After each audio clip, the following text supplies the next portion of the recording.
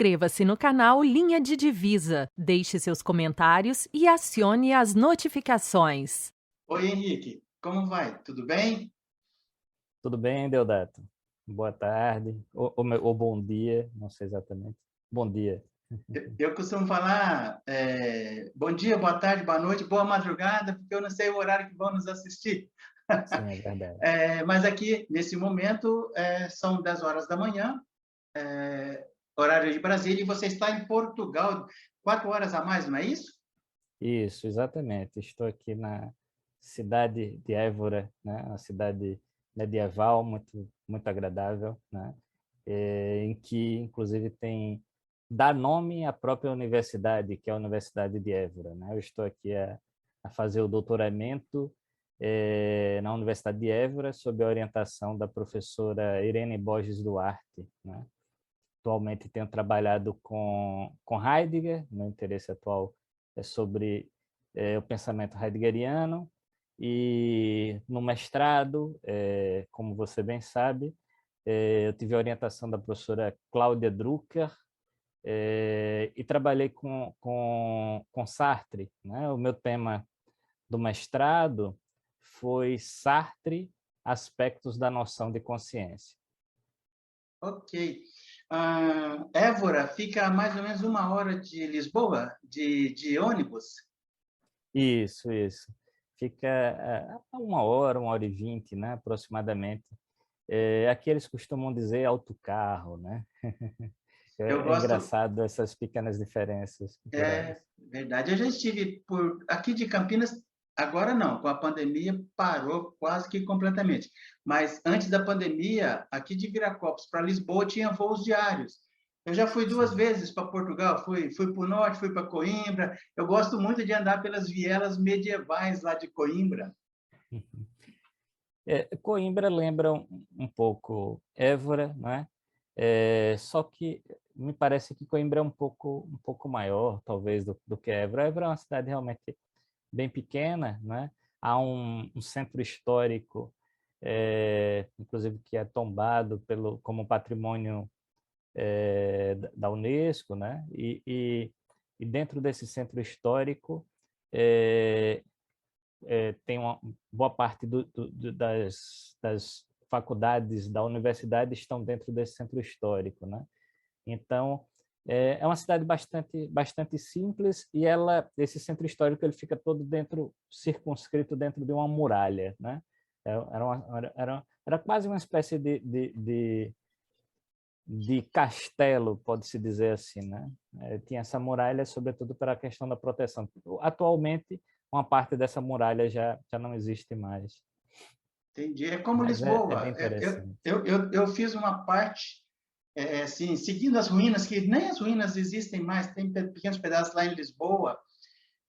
Fui circundando, depois eu subi até o Castelo de São Jorge lá. Legal. Uhum. Ô Henrique, por gentileza, eu vou chamar a vinheta, mas antes eu gostaria que você repetisse o objeto da sua pesquisa do mestrado. No mestrado, eu estudei, né? O título da minha pesquisa é Sartre, aspectos da noção de consciência. Esse foi o tema da pesquisa do mestrado. Atualmente, no doutorado, eu tenho pesquisado o tema da vida. Depois eu posso entrar um pouco mais de detalhes, caso tenhamos tempo para isso. Ok, vou chamar a vinheta, já já a gente volta, tá bom? Tá bem.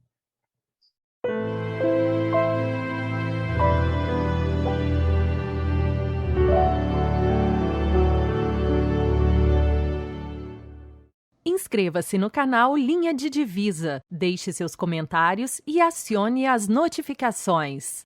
Ok. Como eu falei antes da vinheta, estou aqui batendo um papo com o Henrique, que está fazendo doutorado em Portugal, na cidade de Évora, na Universidade de Évora. É uma universidade estatal, Henrique? É uma universidade pública, não é? É uma universidade pública, sim. Apesar de ser pública, né? Aqui as universidades, os alunos têm que participar com o pagamento do que eles chamam das propinas, né? É uma coisa bastante bastante comum na Europa como um todo, né? E que é uma espécie de matrícula, né? Segundo eles, para custear algumas manutenções básicas, assim, né? Realmente o valor é um valor, assim, para o padrão europeu não é um valor muito alto, né? Para o padrão brasileiro é razoável, né? Mas mesmo assim é considerada uma universidade pública, sim. Ok. Vamos conversar sobre o seu mestrado. Qual foi a objeção do Sartre à presença formal do eu na consciência? Bom, esse é um tema bem interessante que eu tinha abordado sobre Sartre. Sobretudo, eu vou tentar contextualizar um pouco o pensamento do Sartre, né? No meu trabalho, quando eu vou trabalhar essa questão do tema da consciência, eu tinha pensado justamente em trabalhá-lo em algumas obras do Sartre, não apenas em O Ser e o Nada, que é considerada a obra mais robusta, assim, onde o Sartre expõe de uma forma mais hermética, mais profunda o seu pensamento. Então, eu tinha pensado em trabalhar algumas obras que antecedem o Ser e o Nada, né? E tentar pensar um pouco esse movimento até o Ser e o Nada, como é que se daria essa constituição dessa noção de consciência.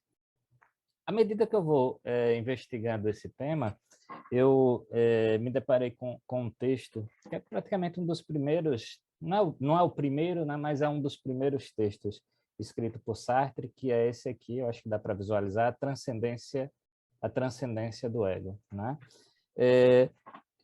E aí me chamou muita atenção, sobretudo porque nesse texto, A Transcendência do Ego, onde o Sartre vai fazer esse exame do que ele chama, ou do que ele nomeia como presença formal do eu e da presença material do eu na consciência. Isso por quê?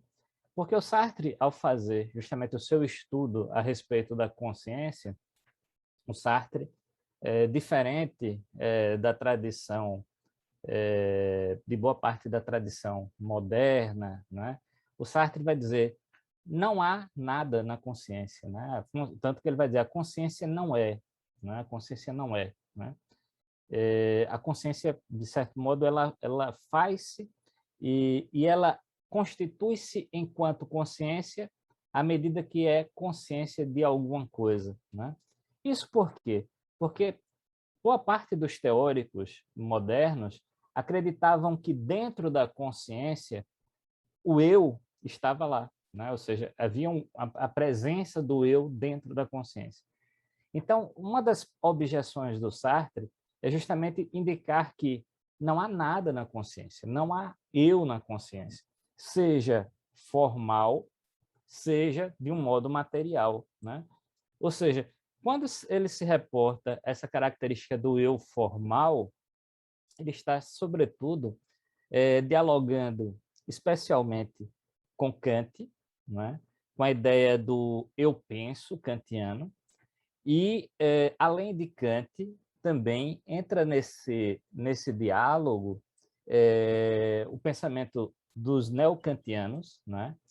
Que tentam, de algum modo, vistas, sobretudo, a crise que a filosofia passa, né, a ter em meados do final do século XIX, né, a crise da filosofia, visto que a filosofia passa a ser vista como assim, como uma metafísica, né? E aí os neocantianos passam a tentar reelaborar o pensamento kantiano de tal modo com base em elementos científicos, tentar estabelecer um novo lugar para a filosofia, né? Bom, dentro dessa circunstância, os neocantianos passam a radicalizar ainda mais aquilo que o Sartre chama da presença formal, né? Uma vez que, para o Kant, o Sartre vai dizer que a presença formal do eu, o eu penso para o Kant, ele se dá apenas como uma possibilidade, ou seja, pode haver circunstâncias em que o eu se apresente, né? E aí, para o Sartre, os neocantianos vão cometer esse equívoco de não apenas dizer que pode haver consciências em que o eu se apresenta, mas eles vão dizer o eu sempre se apresenta, o eu é um fato, né? Ou seja, traduzindo em miúdos, né?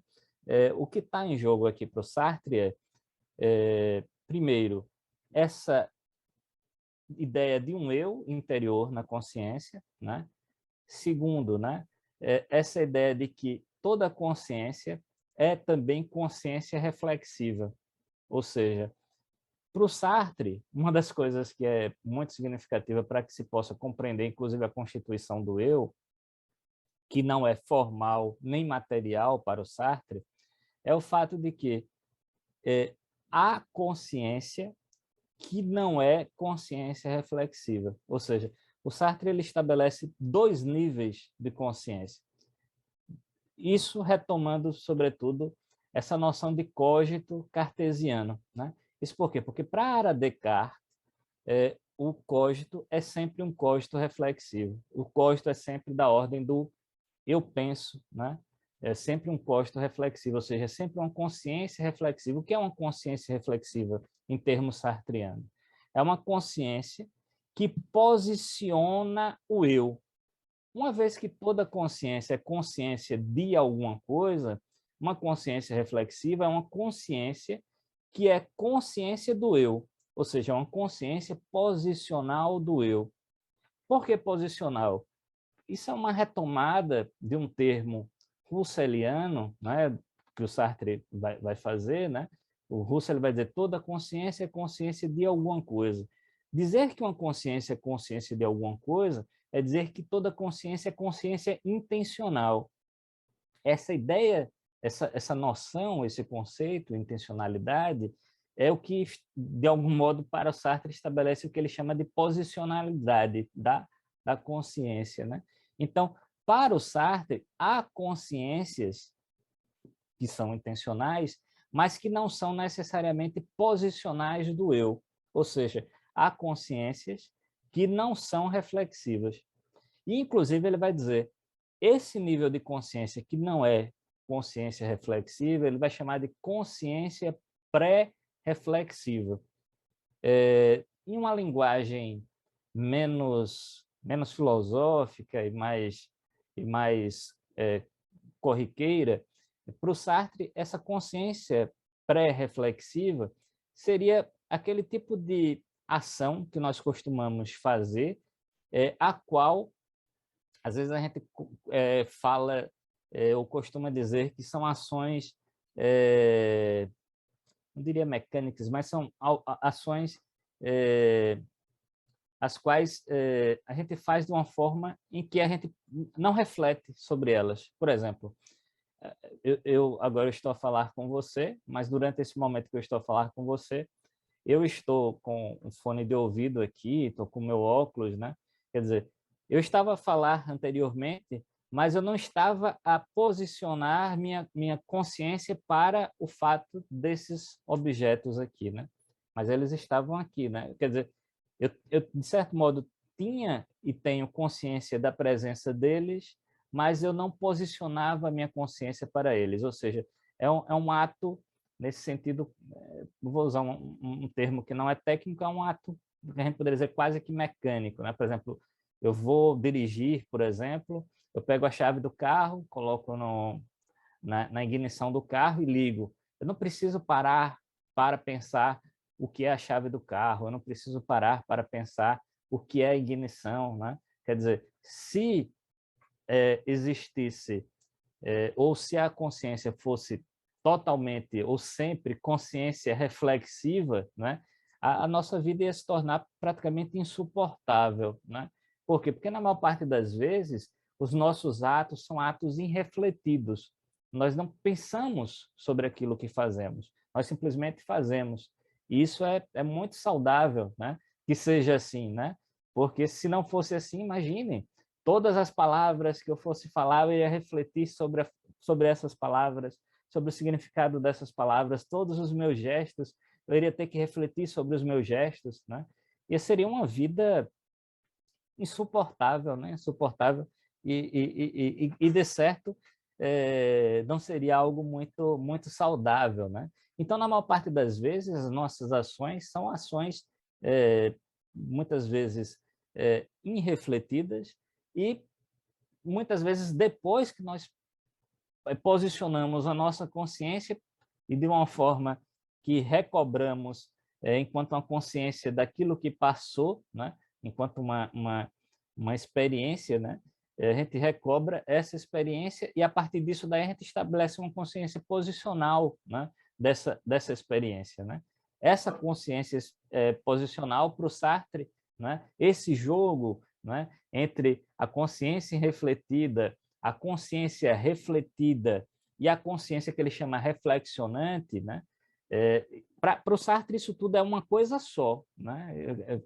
Vale dizer, para ele isso tudo é uma coisa só, é tudo consciência, né? Mas esse é o modo que ele se dá conta para objetar tanto a noção da presença formal quanto da presença material, porque ele vai dizer, ó, não existe um eu, né? Ou seja, o que existe é a nossa existência, e a nossa existência se dá a partir dessa nossa consciência no mundo, né? Essa nossa consciência no mundo, ela é, na maior parte das vezes, irrefletida, porque nós estamos simplesmente vivendo, né? Só que em um determinado momento nós somos, por algum motivo, levados a refletir, né? Ou seja, no primeiro momento temos uma consciência irrefletida, depois nós nos posicionamos para essa consciência irrefletida, retomamos ela. Ao retomá-la, ela passa a ser refletida, né? Porque é como se fosse para o Sartre, isso se dá como uma espécie de jogo de espelhos, né?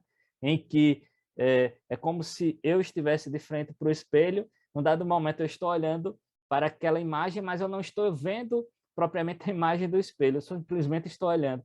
Mas num dado momento eu me dou conta que tem uma imagem no espelho, então é como se eu captasse ali pela primeira vez essa experiência, né? Ao captar pela primeira vez, que seria essa consciência refletida, aquilo que se reflete de mim, né? Que não está em mim, para o Sartre isso está no mundo, não é? Porque da mesma forma como eu estou a ver essa imagem, qualquer outra pessoa está a ver, o Deodato, qualquer outra pessoa até que esteja aí do outro lado, está a ver, né, essa experiência. Então, para o Sartre, nós não temos também uma experiência de um eu solipsista, porque para o Sartre o eu não é solipsista. O eu não está dentro de mim, o eu está no mundo, né? E é acessível a qualquer pessoa, Isso, inclusive, que permite que nós possamos nos comunicar, né? Bom, mas, voltando a essa questão, então, quando você tem essa experiência do refletido, depois que você capta o refletido, que você vai ter a experiência do reflexionante ou da experiência reflexiva. O termo reflexionante ou reflexiva, isso, na verdade, é para expressar, a bem da verdade, a mesma coisa, que é a consciência de segundo grau. Alguns traduzem como reflexionante, principalmente, eu acho que tem alguns tradutores brasileiros que traduzem como reflexionante e outros traduzem como reflexivo, né? Em Portugal, inclusive a tradução da transcendência desse texto aqui, a transcendência do ego, que é uma tradução do Pedro Alves, né? Que é um fenomenólogo que se volta principalmente para o pensamento russeliano. Ele traduz isso que eu estou chamando de consciência reflexiva ou reflexionante, ele traduz como consciência refletinte. Eu quando li esse texto pela primeira vez, fazem mais de 10 anos, né? Me causou muita estranheza, assim, né? Eu digo, mas o que ele quer dizer com consciência refletinte, né? Naquela ocasião eu não conseguia compreender muito bem. Aí depois eu percebi que, na verdade, é a opção de tradução, né, do Pedro Alves, né? Porque, na verdade, toda tradução ela sempre é um exercício também de hermenêutica, né? Uma hermenêutica do exercício de você transportar o sentido do texto lá da sua cultura, no caso da cultura francesa, para a sua cultura, né? Na cultura brasileira, a palavra reflexão, eu acho que até faz mais sentido do que a palavra reflexionante, né?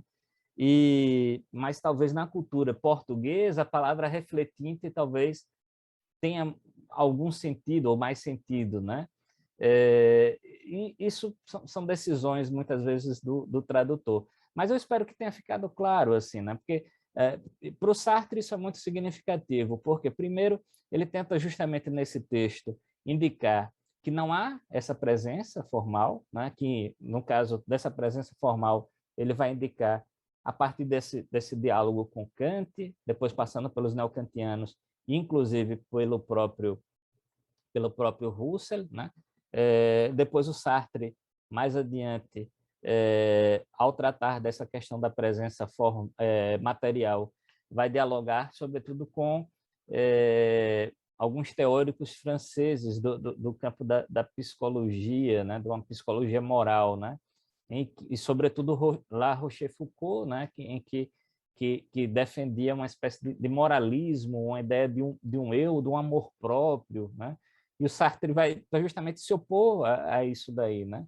Porque para ele, qualquer tipo de presença, ou qualquer presença, seja formal, seja material, do eu na consciência, para o Sartre isso poderia fazer com que o seu projeto, né?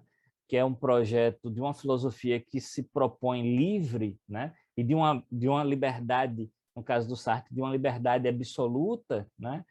O que há de mais forte, pode-se dizer assim, no pensamento de Sartre, essa noção de liberdade, de uma liberdade absoluta, né? Então, para o Sartre, essa noção de liberdade absoluta, ela tem que ser estabelecida desde a consciência, desde a consciência. Por isso que, para ele, não se pode ter uma noção de eu formal ou material presente na consciência, porque para ele, né, para o Sartre, isso poderia fazer com que o seu projeto de liberdade absoluta ruísse, né? Uma vez que, seja a noção de eu formal ou de eu material, poderia, de algum modo, implicar numa não afirmação dessa liberdade, porque é como se os nossos atos, por algum motivo, poderiam estar, de alguma forma, direcionados por esse eu, né?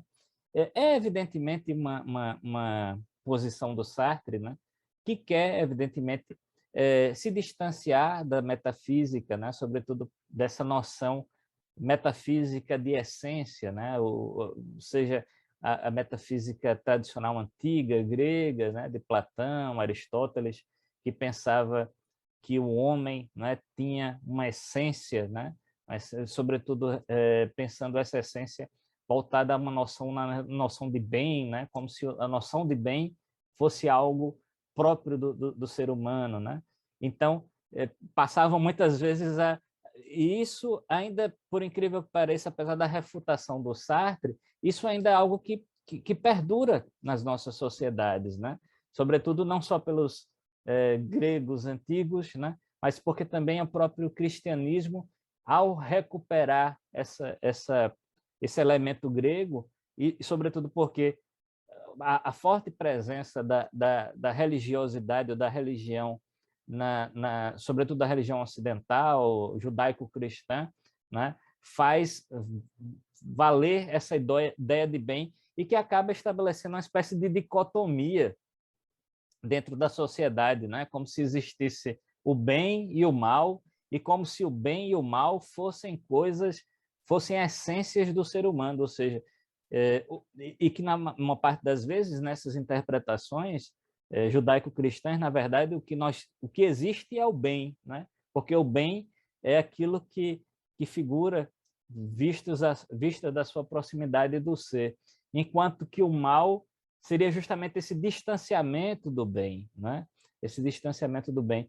Mas na nossa cultura ocidental, né, ainda as pessoas ainda guardam isso para si, né? Essa ideia de que essa ideia dicotômica de que o homem ou é bom ou é mau, né? E para o Sartre isso já não faz sentido, né? Na verdade, nós podemos ser bons e podemos ser maus, né? Tudo vai depender do modo como nós existimos no mundo, né? E para o Sartre, a diferença nesse caso do Sartre é que o Sartre, apesar de defender uma liberdade a qual ele estabelece como absoluta, que inclusive recebe muitas críticas, né? Muitas críticas dos estruturalistas, o próprio Heidegger também eu acho que não concordaria muito com essa noção de liberdade absoluta. Eu mesmo, atualmente, não estou muito de acordo com Sartre. Eu acredito que o Sartre realmente se equivoca nessa posição, mas mesmo assim eu acho isso muito interessante, isso que o Sartre coloca no seu modo de definir a liberdade, porque ele coloca toda a responsabilidade no que ele chama de realidade humana, que seria o ser humano, né? Ele não usa a palavra ser humano, mas ele vai usar o termo realidade humana, né? A realidade humana, né, para ele, é justamente esse que pode exercer a liberdade. E por que ele fala de liberdade humana e não de ser humano? Segundo ele, é porque a ideia de ser humano está muito relacionada à ideia de natureza, de um homem como um homem que está preso à natureza. Para Sartre, como o homem não está preso à natureza, né, o homem não está preso por quê? Porque ele é livre, né? A liberdade é, nesse sentido, aquilo que, de algum modo, faz com que o homem rompa com a natureza, né? E justamente por isso que o homem, por ser livre, ele tem todas as possibilidades dentro da sua facticidade, dentro das suas condições históricas, né? Históricas, materiais, né? Ele tem todas as possibilidades para agir, né? Para fazer algo a partir da sua vida, né? E para ele, a liberdade é justamente absoluta porque ela se dá nesse nível que ele chamará de um nível ontológico, que é no nível da consciência, né? Que se dá nesse nível, no nível da consciência, né? Então, por isso que para ele ela é absoluta, porque você, ainda que esteja numa situação limite, ainda que você esteja numa situação em que aparentemente você não teria liberdade, para o Sartre, mesmo nessa situação, você é livre, né? E o Sartre dá inúmeros exemplos disso, né? Ele inclusive se utiliza muito da literatura como um recurso filosófico para esclarecer esses conceitos, né? De tal modo que existem inúmeros contos, obras literárias, romances, né?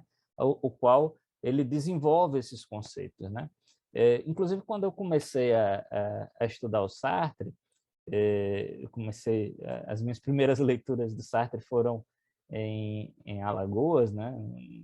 na UFAL. A minha orientadora na ocasião, que era a professora Rosa Guzmão, né? A quem eu tenho muita admiração, né? Muito respeito, na verdade por todas, né? Curiosamente, assim, sempre tive orientadoras, né? Mas enfim, mas voltando ao Sartre e ao que eu ia dizer, quando eu comecei a estudar o Sartre, inicialmente ela me deu um livro de contos do Sartre, disse, olha, lê esse livro aqui. E eu tinha uma certa... Estava entrando na filosofia, né? Ainda era o meu primeiro ano de filosofia, e tinha uma certa resistência, assim, né? Porque eu queria ler filosofia, não queria ler literatura. Para mim, o que era importante era a filosofia naquele momento e tal. E aí, mas eu disse, não, eu vou ler, enfim, né? E era um texto que se chama O Muro, o título do texto, ele foi publicado no Brasil, acho que saiu pela editora Record, mas eu acho que é fácil de encontrar. Quem tiver curiosidade de procurar, vai encontrar facilmente algum PDF. E ele recebe esse título de O Muro, que é, na verdade, o título de um dos contos que estão presentes nesse livro. É um livro que tem 5 contos, né? E esse, em especial, O Muro, é muito interessante a história. São contos que têm narrativas curtas, mas que são extremamente surpreendentes no seu final, né? Porque sempre há algo que nos surpreende, assim, né? Você, às vezes, tem até um tipo de uma narrativa que às vezes está um pouco morosa e tal, você fica, poxa, para onde é que ele quer ir, né? E quando chega no final, o final realmente acaba te surpreendendo. E esse em específico é um conto assim que é muito surpreendente, né? Eu vou falar brevemente, dar um pouco do spoiler, né? Aqui, só para se ter uma ideia. Então, o Muro ele se dá contando uma experiência que é a experiência da Guerra Espanhola, né? Ele cria um texto ficcional, né? Falando um pouco dessa experiência da Guerra Espanhola, onde tem como personagem central a figura do Ibieta, né? E o Ibieta ele é um dos responsáveis pela revolução, pela tentativa de revolução, e só que ele está foragido, né? Ele está foragido.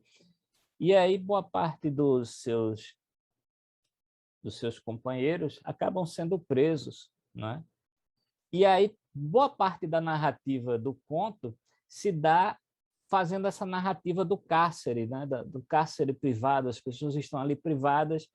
E aí o Sartre, de uma forma assim muito interessante, começa a narrar começa a fazer várias descrições fenomenológicas de várias experiências, começa a descrever fenomenologicamente vários conceitos, né, do seu pensamento, conceitos que você vai poder encontrar, seja na transcendência do ego, seja no Seria o Nada, seja até num artigo que é assim, de menos profundidade teórica, que é o Existencialismo e Humanismo, né? Onde o Sartre dá um apanhado geral do seu quadro conceitual, né? Então, você vai poder encontrar as descrições desses conceitos, né? Uma das coisas interessantes desse conto é a relação entre as realidades humanas, né? Ou entre os seres humanos, né? Ou entre as consciências, né? A relação das consciências, né? Em que, para o Sartre, essa presença da liberdade ela sempre se dá de uma forma afirmativa, sendo que, para o Sartre, há, em algumas circunstâncias, experiências em que uma consciência tenta fazer com que a outra se objetifique, né? Ou seja, uma consciência tenta tratar o outro como um objeto. E nesse conto isso é muito, muito presente, né? Porque você tem a figura da autoridade, do soldado que está ali, né? A fazer a vigilância daqueles companheiros que estão presos, e ele o tempo todo, com o seu olhar é sempre o Sartre descreve esse olhar como um olhar objetificador, né? E aí o Sartre vai fazendo justamente esse jogo, né? Esse jogo entre usando dois conceitos ontológicos, os quais o Sartre vai desenvolver em O Ser e o Nada, né? O Sartre vai dizer, na ontologia sartriana, nós temos o ser, né? A experiência do ser, ela pode ser o ser em si e o ser para si. Curiosamente, para Sartre, o ser em si, de uma forma direta, a gente poderia dizer assim, o ser em si representam os objetos, né? Enquanto o para si seria justamente a consciência, seria um termo ontológico para designar a consciência. Nesse jogo, né, da consciência, em alguns momentos a consciência, uma consciência, né, um ser para si, tenta fazer com que o outro ser para si seja tomado como um em si. E aí é interessante nesse conto, claro, o Sartre não está falando desse jogo conceitual, ele está falando da experiência, né? Da experiência do soldado que tenta tratar uma outra consciência como se fosse um objeto. Ou seja, olhe, você já acordou, você já tomou café, você já... Quer dizer, sempre tratando o outro como alguém que não possui liberdade, né? Como alguém que não possui liberdade, como alguém que está sempre sujeito a aceitar ou a acatar aquilo que o outro lhe impõe. Só que o Sartre vai dizer, né, e vai tentar, de algum modo, demonstrar isso no seu texto literário, que mesmo a consciência que tenta fazer do outro objeto, mesmo esta consciência, ela não consegue para o Sartre, segundo o Sartre. Porque para o Sartre você tem ali uma outra consciência, e uma outra consciência que é livre, né? Que é livre, e justamente por ser livre, ela não opera por uma relação de causa e efeito, né? Ela está para além dessa relação de causa e efeito, né? Ou seja, ela está num campo que é o campo das possibilidades.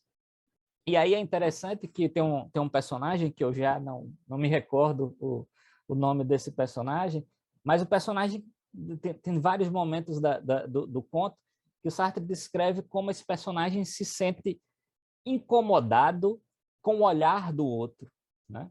Com um olhar que tenta aprisioná-lo, com um olhar que tenta anulá-lo, com um olhar que tenta defini-lo, né? Sobretudo porque ele começa a perceber que está suando, ele diz, poxa, eu não quero suar, para não parecer que eu estou com medo, né? E aí ele começa a descrever várias experiências humanas, que é a experiência do medo, a experiência da possibilidade de liberdade, e o conto vai seguindo, né? À medida que o conto vai seguindo, um a um que está na cela vai sendo chamado, e esse que está lá, que agora não me recordo o nome, ele dentro da cela, ele só escuta do lado de fora os tiros, ou seja, as pessoas eram chamadas, iam para uma espécie de pelotão, de um paredão de fuzilamento, e eram fuziladas lá. Eles eram perguntados, eram questionados se sabiam onde estavam o chefe da revolução, que era o Ibieta, e eles não sabiam, realmente não sabiam. E eles diziam, olha, eu não sei, ou às vezes mentiam, inventavam qualquer coisa para tentar não morrer, e pelo fato justamente de não dizerem a verdade e não acharem o Ibieta, acabavam fuzilando todos, né? E, enfim, eu não vou contar o final para se porventura alguém para não dar quiser... spoiler, né, Henrique? Para não dar spoiler, né? Não vou contar o final, mas o final é justamente surpreendente. O final é justamente surpreendente, porque em um dado momento, esse que também estava lá na cela, que é praticamente um dos últimos, ele também é levado até o muro e também é questionado sobre a presença do Ibieta, né? E aí você tem tipo o ápice do conto, isso já praticamente no final do conto, você tem um ápice do conto onde você diz, poxa, o que é que você vai esperar agora, né? E aí você percebe, na verdade, a partir daquilo que ele vai dizer, ele joga, né? Na verdade, ele vai jogar, vai brincar, né? Ele dá uma resposta aleatória, não vou dizer qual é a resposta, nem vou dizer o que vai efetivamente acontecer, mas ele dá uma resposta, e a partir dessa resposta, né, a gente percebe justamente a presença da liberdade, a forma como Sartre tenta estabelecer para afirmar que há a liberdade, mesmo numa situação que é uma situação limite, né? E para o Sartre isso é muito interessante, porque para o Sartre a liberdade de fato se dá nas situações limites, né?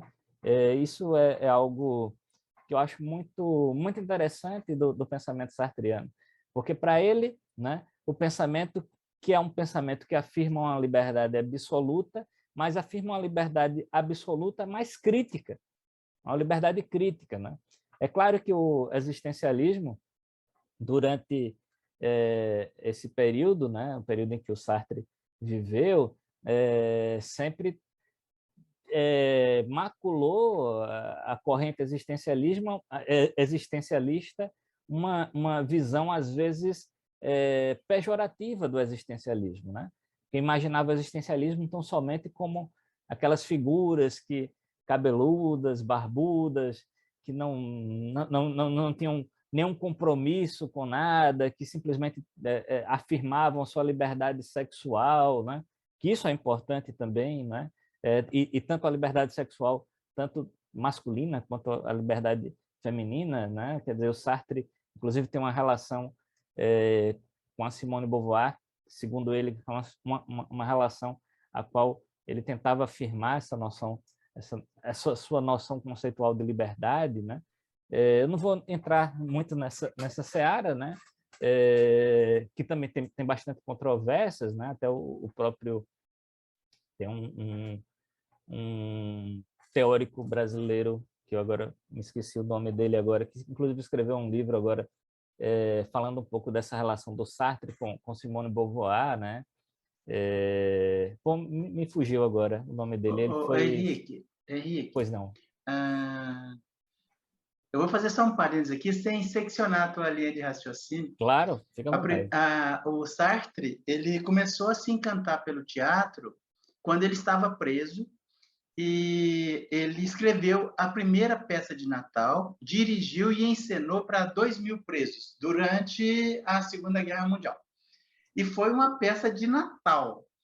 Ele passou de 1945 a 1950 explicando que ele ainda considerava Cristo ou o cristianismo, Cristo como um mito. E ele escreveu aquela peça a pedido de padres. Ele passou 5 anos tendo que explicar que ele era um existencialista. O interessante aí no teu mestrado, esse processo de existencialização do eu, feito e construído ali, né, pelo Sartre. Quais foram as suas conclusões ali no final do teu mestrado? E eu vou estender essa pergunta. Passado algum tempo do teu mestrado, alguns anos, você mantém a mesma posição? Porque é muito comum a pessoa rever posições depois que entra no doutorado. Qual foi a sua conclusão naquele momento? E, nesse momento, você reafirmaria? Olha só, bom, só para eu fechar um pouco uma questão anterior, né? Eu tinha citado um professor que escreveu um texto sobre essa relação entre Sartre e Simone de Beauvoir no Brasil, que é o Renato Giannini Ribeiro, agora eu me lembrei, né? Que tinha sido ministro da Educação. Ele escreve um pouco falando sobre essa relação e ele questiona um pouco, ele tem uma objeção em relação a essa ideia sartreana desse amor livre. Bom, mas eu não vou entrar nessa questão. Voltando à sua pergunta. Mas pera um pouquinho. Nós não vamos entrar, senão a gente vai sair fora. Mas que é um assunto palpitante, né? Não? Quem sabe no futuro a gente possa conversar de novo, né? Com certeza, com certeza. Bom, então, voltando à sua pergunta, né? Quando eu estava a desenvolver minha pesquisa, né? Eu pensava justamente em trabalhar como esse conceito, que é o conceito de consciência do Sartre, ele se apresenta em algumas obras, né? Como quando a gente vai fazer uma pesquisa, a gente às vezes tem um tempo curto para fazer a pesquisa, infelizmente a gente não consegue trabalhar às vezes com uma quantidade maior de obras, né? Então, uma pesquisa de mestrado tem 2 anos, às vezes 3 anos, ou mais ou menos isso. Mas 2 anos e 3 anos para uma pesquisa é pouco tempo, principalmente se você quer fazer uma pesquisa de uma envergadura maior. Então, assim, devido a isso, eu acabei tendo que circunscrever essa pesquisa e aí eu levei em consideração a transcendência do ego, que é esse texto que eu mostrei aqui. Depois, eu passei a fazer um exame de um outro texto, que é um texto literário, que é A Náusea, do Sartre, né? Que é um texto literário. E eu pensei esse texto literário, A Náusea, como uma espécie de texto qual o Sartre realizaria uma espécie de uma passagem para o ser e tempo, né? E aí eu começo a examinar o personagem central da Náusea, que é o Roquentin, e eu passo a examiná-lo como uma espécie de conceito mesmo, né? É claro, o Sartre não está fazendo uma abordagem conceitual ali, Mas eu começo a analisar as descrições fenomenológicas ali existentes e tento, de algum modo, interpretá-las sob um âmbito conceitual. E esse processo, sobretudo descritivo, que o Sartre está a fazer ali, que é muito rico, né? É que eu chamo desse processo de existencialização. Isso por quê? Porque no caso do Roquentin, o Roquentin ele é um personagem que ele vai descrevendo os seus projetos, né? O que é que seria isso que eu estou a chamar de existencialização? É justamente esse processo de existir, né? Existir enquanto ser no mundo, né? E nós, enquanto existimos, enquanto ser no mundo, para o Sartre nós somos sempre projeto, sendo que os projetos eles sempre têm um sentido, né? Um sentido dados muitas vezes por nós mesmos, sendo que em algumas ocasiões esses projetos às vezes eles perdem o sentido. E aí quando eles perdem o sentido, nós nos deparamos com algumas experiências existenciais que nos tiram de alguma forma daquilo que seria o chão seguro, né? Então a náusea nesse sentido, que é uma consciência de contingência, né, para o Sartre descreveria a náusea como uma experiência de uma consciência nossa diante da nossa contingência durante o nosso processo de existência, né? Isso por quê? Porque para Sartre não há uma segurança metafísica, nós não temos a presença de Deus a assegurar a nossa existência ou as nossas decisões. Então, tudo é responsabilidade do próprio homem, né, para o Sartre. E, por conta disso, em um dado momento, quando a gente tem um projeto, a gente estabelece um sentido, a gente está, de alguma forma, doando um sentido para a nossa existência. Mas quando a gente perde esse sentido, né, nós ficamos muitas vezes numa situação assim, que o Sartre vai falar, de contingência. A gente, nesse momento que, nesse tipo de situação extrema, ao limite, que nós nos damos conta da possibilidade da morte, da possibilidade da perda, da falta de sentido diante das escolhas, diante da vida, né? E no caso do Roquentin, o Roquentin é esse personagem que inicialmente tinha um projeto, que era um projeto de pesquisar um Marquês de Rolebon, e em determinado momento da obra ele se dá conta que esse projeto já não faz sentido, né? E aí, só que até ele se dar conta disso, o Sartre vai descrevendo várias experiências, que são as experiências da náusea, que são experiências que mostram uma relação com o mundo e com os objetos, que é uma relação onde esses objetos, eles inclusive parecem perder a sua materialidade, a sua concretude, né? Tanto que o Sartre, em alguns momentos, vai descrever, por exemplo, dos primeiros momentos onde ele vai descrever o momento que o Roquentin segura uma pedra, um seixo, e vai tentar ricochetear esse seixo na água. E ele começa a perceber que esse seixo, que é algo concreto e duro, já não parece duro para o Roquentin. É como se esse seixo, a sua concretude, fosse perdendo a concretude, quando, na verdade, o que o Sartre estava a descrever era a própria existência, a própria experiência, num sentido mais extremo, de contingência, né? Quer dizer, e por isso a noção de náusea, né? O Sartre usa esse termo, náusea, né? Essa experiência da náusea, né? O Heidegger, por sua vez, prefere um outro conceito. O Heidegger fala de angústia, para nomear isso que o Sartre chama de náusea. Ô, Henrique, mas o Sartre propõe uma forma de lidar com a náusea ou com a angústia? Propõe. Eu diria que ele propõe sim, né?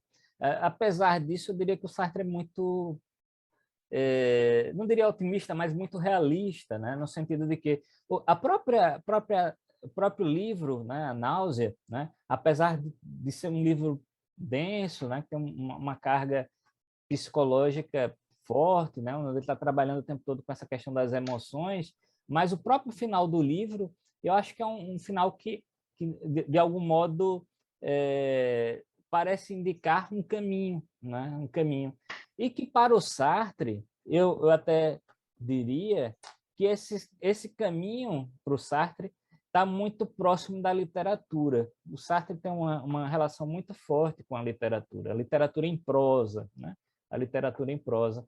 E para ele, a literatura parece ter também essa finalidade de se estabelecer enquanto um projeto, né? Claro, isso é algo que o Sartre tem para ele, né? É algo que ele tem para ele. Mas isso não quer dizer que isso também não possa ser algo para outras pessoas, né? Mas claro que também a gente sabe que nem todos têm as mesmas histórias e os mesmos projetos, né? O ideal é que cada um possa descobrir, né, o seu próprio projeto e sempre com a consciência de que mesmo os seus projetos, uma hora eles vão acabar e você vai ter que criar outros projetos, né? Ou seja, a ideia do projeto também pressupõe uma certa ideia de fracasso, né? No sentido de que parece que todo projeto, ele para ser realizado, ele acaba se realizando enquanto um fracasso, né? Porque quando você realiza, ele já não é. Quando ele já não é, você tem que criar outro projeto, né? E aí, quando você realiza o seu projeto, ele já não é. E na verdade, a nossa existência é sempre esse exercício contínuo, né?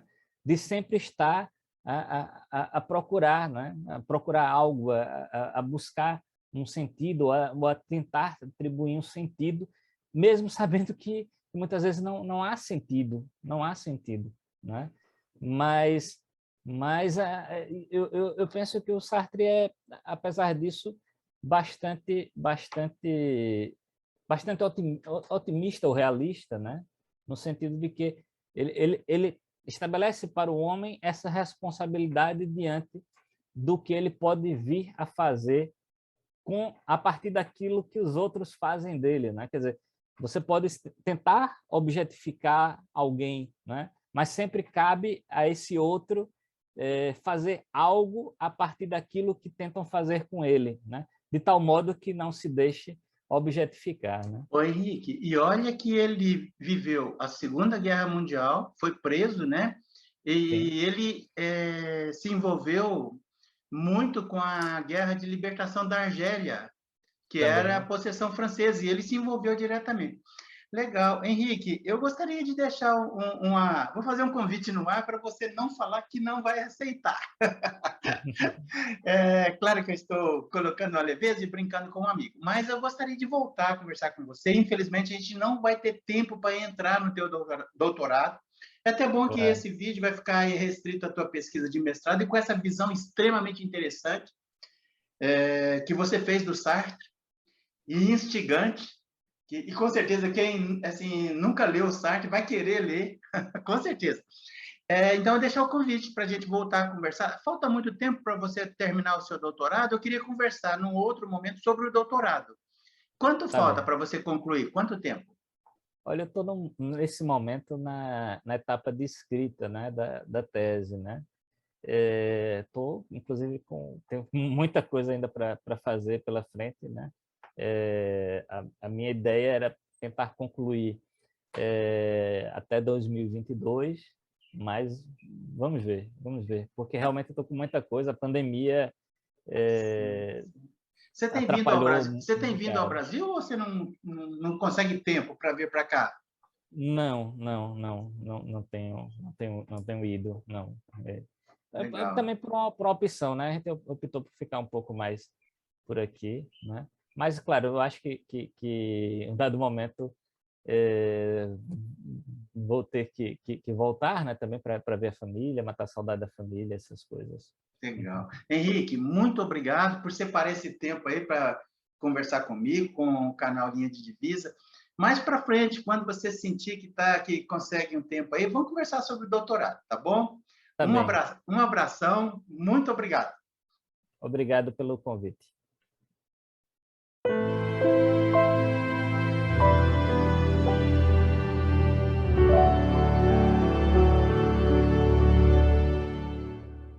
Inscreva-se no canal Linha de Divisa, deixe seus comentários e acione as notificações.